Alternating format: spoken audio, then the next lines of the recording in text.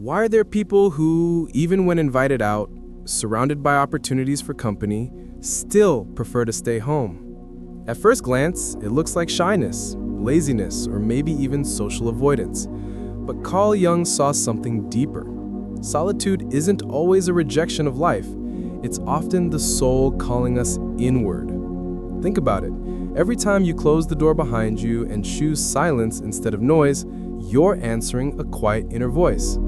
This voice doesn't crave distractions or crowds. It wants to take you deeper, into yourself. Jung once wrote, "Who looks outside dreams.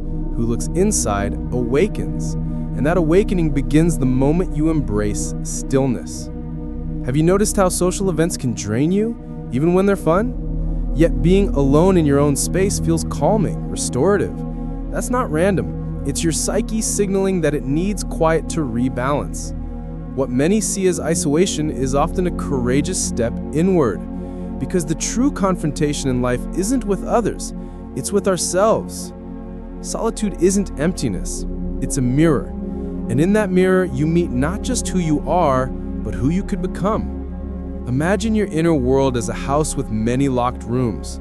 Daily life keeps us in the same bright space by the window, but solitude gives you the key. You open doors you've avoided. Behind one, forgotten memories. Behind another, old wounds, unspoken fears. In another still, dreams you abandoned long ago. Walking through these rooms isn't escape, it's wholeness. And only by exploring them can you truly know yourself. Jung was convinced your vision will become clear only when you look into your own heart. Yet solitude isn't easy. At first, silence can be frightening. You start hearing what you've suppressed. Doubts, your regrets, the emotions you bury under daily routines. Most people run from that. They drown themselves in noise, endless activities, or other people's approval. But those who dare to face their inner shadows find something incredible: transformation.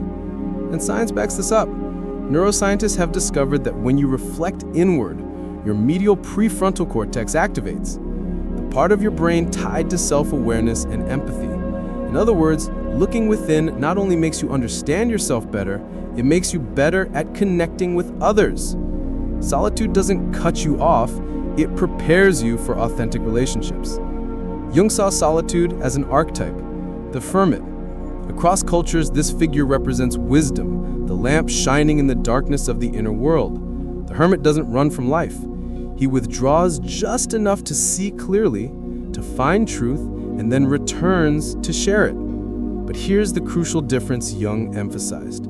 Solitude out of fear imprisons you. Solitude chosen with awareness liberates you. One is a locked cell, the other, a sanctuary. And that choice matters.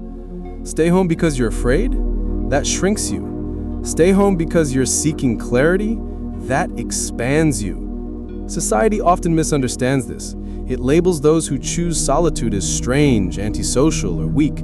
But in reality, choosing stillness is one of the bravest acts you can make, because it means you're willing to face yourself without masks. And something beautiful happens. The more at peace you are in your own presence, the more strength you bring into the world. Solitude doesn't make you fragile. It makes you resilient. It doesn't cut you off from life. It trains you for it. Think of it like a bridge. On one side, the demands of the world. On the other, your hidden essence. Solitude carries you across, and when you return, you carry a light within you, one that cannot be taken away. So next time someone wonders why you prefer your own company, remember, solitude isn't rejection. It's connection, not absence, but presence, the most important kind. Your home, your silence, your solitude, they are not prisons, they are temples, sacred spaces where your psyche heals, your soul strengthens, and your truest self emerges. Jung's message is clear.